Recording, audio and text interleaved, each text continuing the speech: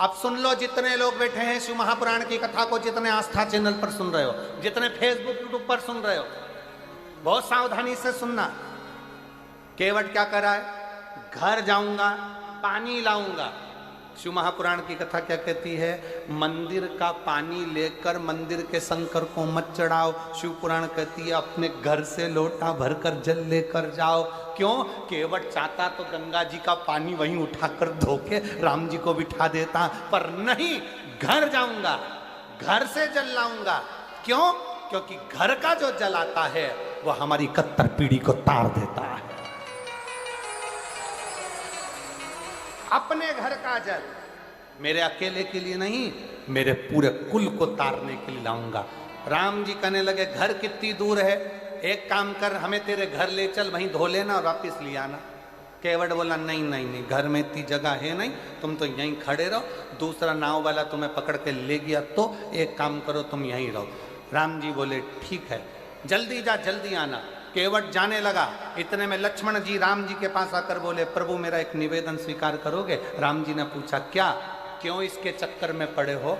दूसरी नाव बुला लेते हैं और निकल जाते हैं। केवट ने सुनते सी दौड़ के वापिस आ गया, राम जी का हाथ पकड़कर गंगा नदी की रेत पे खड़ा कर दिया और राम जी का हाथ पकड़कर खड़ा कर कर एक उंगली से चारों तरफ घेरा बना दिया और घेरा बनाकर कहा प्रभु अगर इस घेरे से बाहर निकले तो मेरी सौगंध है तुमको।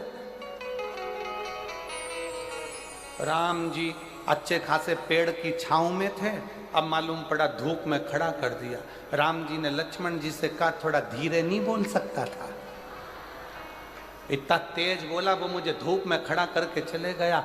राम जी कहते हैं अभी तक भगवान भक्त को बांधता था, आज भक्त ने भगवान को बांध दिया, लगा दिया फेरा वहीं पर खड़े राम।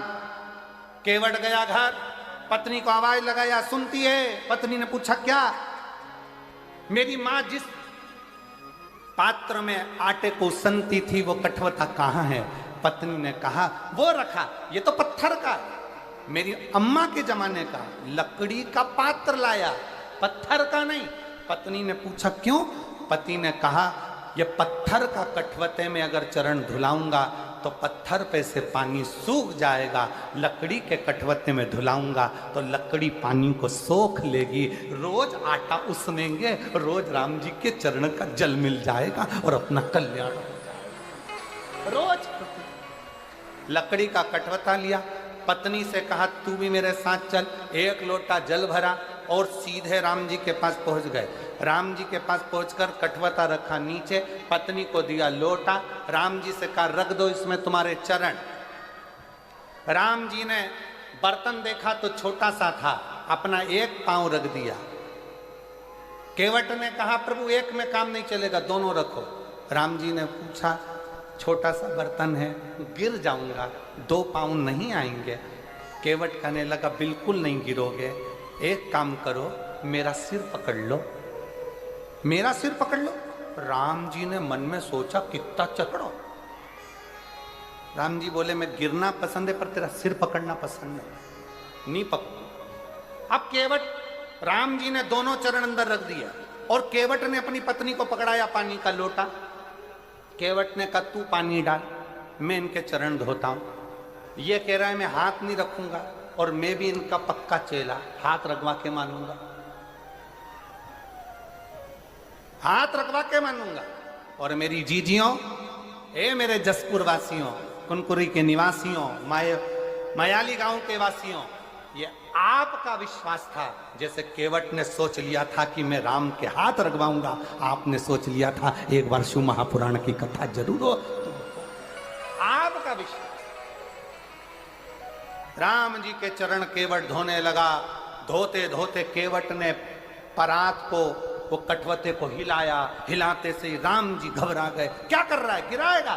केवट बोला नहीं गिरोगे, मेरा सिर पकड़ो हो। राम जी बोले नहीं पकड़ूंगा। अब नहीं पकड़े तो केवट ने फिर हिलाया। लक्ष्मण जी बोले भैया जाते जाते हड्डी वड्डी टूट जाएगी, पूरा वनवास यहीं हो जाएगा और इसके चक्कर में अपन पड़े रह जाएंगे, तुम तो पकड़ लो। राम जी ने अपना एक हाथ केवट के सिर पे रखा, केवट ने सोचा एक हाथ तो भगवान तुम कजन कित्तों के सिर पे रख दोगे, जब दोनों हाथ रखा है तो बात हो। केवट ने फिर हिलाया, राम जी के पकड़े, गिराएगा क्या, और जो सिर पकड़ा देवता पुष्पों की वृष्टि करने लगे। धन्य है रे केवट, तू धन्य धन्य।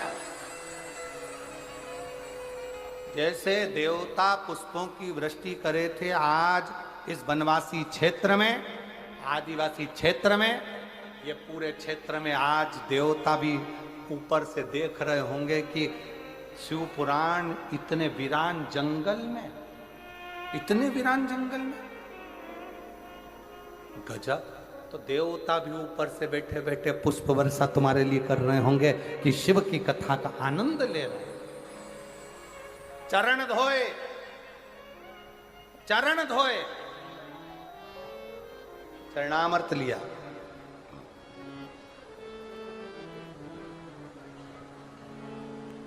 केवट मन ही मन हर्षाया, चरण धोए चरणामत किया। और चरण धोकर चरणामत लेकर राम जी को बिठाने के लिए कहने लगे, प्रभु बैठिए।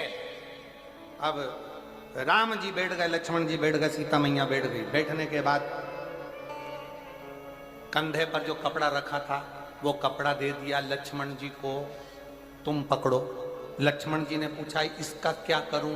केवट बोला नाव में छेद है, पानी भराएगा, खाली कौन करेगा?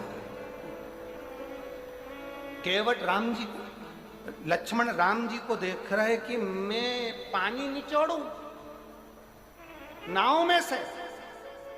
राम जी लक्ष्मण जी से बोले या तो निचोड़ ले, नहीं तो अपन डूब जाएंगे। क्या मतलब निचोड़? अब लक्ष्मण जी पूरी नाव का पानी निकालते रहे, निकालते रहे। केवट नाव चलाता रहा, चलाता रहा, यहां से जाए वहां, वहां से जाए यहां, यहां से जाए वहां, वहां से जाए यहां। राम जी तो पार ही नहीं उतारे। अच्छा सबसे ज्यादा गुस्सा किसको आ रहा होगा, बोलो जम के? है लक्ष्मण जी को। क्यों? क्योंकि पानी निकाल निकाल के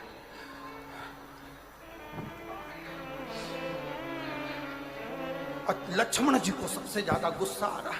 हम निचोड़ निचोड़ के परेशान, और ये घुमा घुमा के परेशान। पार उतार दे दादा, पार उतार दे। इतने में लक्ष्मण को गुस्सा आ गया। लक्ष्मण जी बाण लेकर खड़े हो गए। बार बार चक्कर काट रहा है, एक बार में पार क्यों नहीं करता? मैं तुझे अब भी मार दूंगा। इतने में तो तुरंत जैसे ही कहा अभी मार दूंगा, केवट बोला मार दो। ये मत सोचना मैं तुम्हें पहचानता नहीं हूं, ये नारायण है, ये लक्ष्मी है, तुम शेषनाग हो। मैं पूर्व में कछुआ था, दर्शन करने वैकुंठ गया था। शेषनाग तुमने इतनी तेज फुंकारा, मरने के बाद केवट बन गया। अभी भी घाटे में नहीं जाऊंगा। तुमने बाण मारा तो मैं मर जाऊंगा, मर गया तो उसमें फायदा मेरा है, मरकर वैकुंठ जाऊंगा। पर मेरी पत्नी तुम्हारा पीछा नहीं छोड़ेगी। मैं मर गया तो अंतिम संस्कार भी राम जी तुमसे ही कराएगी, और 12वें का भोजन भी तुमको ही खिलाएगी। राम जी बोले लक्ष्मण से, लक्ष्मण बैठ जा, क्यों आफत कर रहा है, बैठ जा। जितनी बार घुमाए घुमाने दे।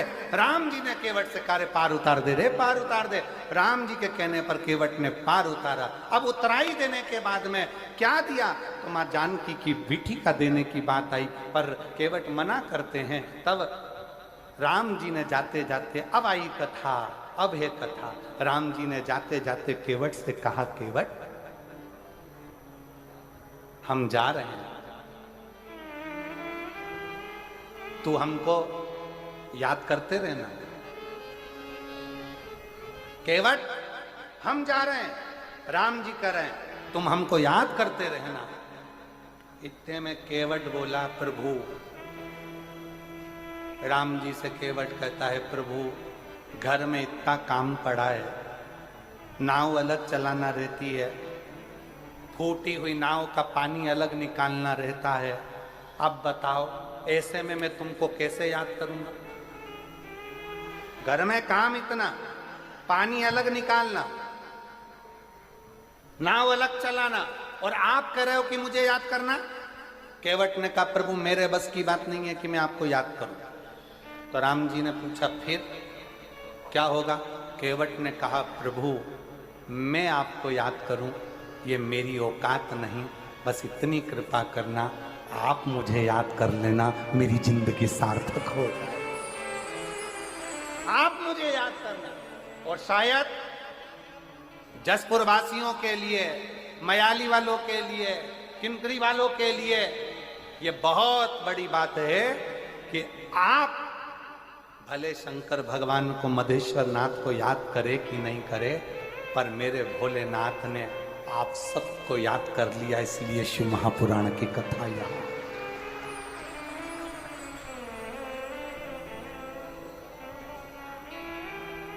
इसलिए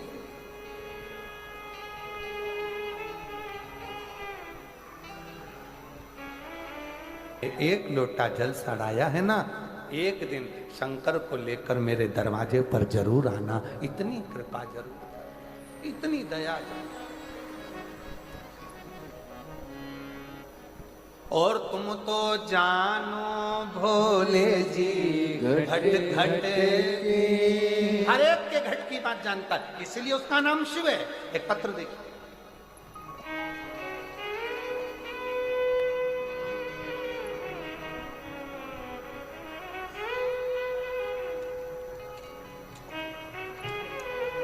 मेरा नाम मंजू पंचे, पति मंगल पंचे, निवासी। सारी दुनिया का रुद्राक्ष रुद्राक्ष होगा, पर सीहोर का जो रुद्राक्ष होता है कुबेरेश्वर धाम का, जो बेचा नहीं जाता, जो मार्केट में नहीं मिलता और ना ही उसको खरीदना चाहिए। अगर कोई कहे कि सीहोर का रुद्राक्ष हमें कितने का मिलेगा, समझ लेना बेवकूफ़ बना रहा है। सीहोर का रुद्राक्ष, अगर कोई बीमारी है, कोई तकलीफ है, कोई कष्ट है, कर्जे में डूब गए, बहुत एग्जाम दे लिए, निकल नहीं रहे हो, कुबेरेश्वर धाम सीहोर जाओ, बाबा के आगे हाथ फैलाकर वो रुद्राक्ष ले और उसको धारण करो। बीमार हो तो तांबे के कलश में उसको गलाओ रात भर, सुबह शंकर जी को जल चढ़ाकर उसका जल पीना प्रारंभ करो, धीरे धीरे बीमारियां कटना प्रारंभ हो। और अब तो बधाई आपको कि 25 तारीख से रुद्राक्ष वितरण चालू हो चुका है। आज दूसरा दिन रुद्राक्ष वितरण का हो गया। ऐसे रुद्राक्ष वितरण सुबह 10 बजे से 5 बजे तक सीहोर में रोज हो रहा। आप जाओ और लो। सीहोर का रुद्राक्ष ना कोरियर करा जाता है, ना बेचा जाता है, ना भेजा जाता है। उसका रुद्राक्ष तो बाबा के चरणों में मांग कर, कंकर शंकर पूजन कर कर लाया जाता है। बाबा, मेरे पिए ने मुझको गले से रुद्राक्ष निकाल कर दे दिया और कहा, दीदी इस रुद्राक्ष को पानी में गला कर पियोगी ना तो आराम लग जाएगा। मैंने उससे पूछा, ये रुद्राक्ष कहाँ का है? तो उसने कहा, ये सीहोर का रुद्राक्ष है जो मैं लेकर आया।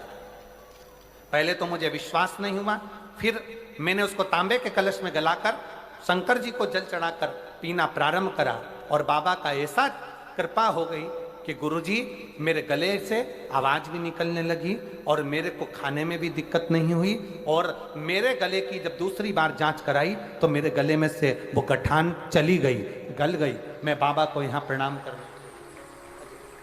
मैं शिव को नमन करती हूँ। मेरा ऑपरेशन नहीं हुआ, ऑपरेशन की नौबत आ गई थी, पर बाबा ने मुझे ऑपरेशन भी नहीं होने दिया और मेरी गले की गठान थी। शिव कृपा।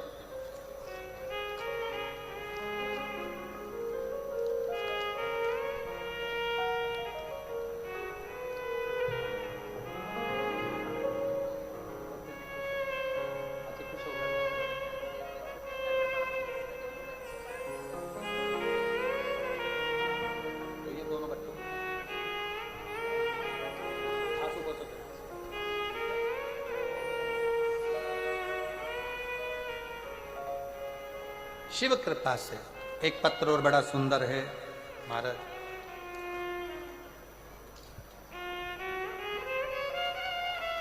करो और साथ में शंकर जी पर एग्जाम देने जाओ तो एक बेलपत्र पर शहद लगाकर जाना।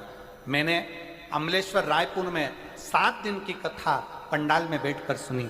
बाबा से प्रार्थना करा, बाबा इतने साल से बेटी नीट की परीक्षा दे रही है, नहीं हुआ। मैंने सुना है पंडाल में बैठकर जो मांगा जाता है तो देता जरूर है। मैंने 7 दिन की कथा पंडाल में बैठकर सुनी, बाबा को प्रणाम करा और नमन कर कर उसी मिट्टी को अपनी बेटी को भी दिया कि बेटा इसको मस्तक चढ़ा और एक बार अच्छी मेहनत कर कर रात दिन एक कर, वो सीहोर वाला महाराज कहता है कि पढ़ाई 4 गुना कर और उसके बाद एक बेलपत्र शिव को चढ़ा कर जा। आज मैं बाबा को धन्यवाद देती हूँ। मैंने कहा था बाबा से, बाबा मेरी बेटी नीट की परीक्षा में उत्तीर्ण हो जाए, बस ऐसी कृपा कर, मैं तेरी कथा सुनूंगी। और आज बाबा की कृपा से मेरी बेटी ने नीट क्लियर कर लिया और मेरी बेटी महासमुंद के मेडिकल कॉलेज में पढ़ाई कर रही है डॉक्टर की। मैं बाबा को धन्यवाद देने के लिए यहाँ आई हूँ, बाबा को प्रणाम करने के लिए। शिव तत्व शंकर शंकर, तुम तो जानो भोले जी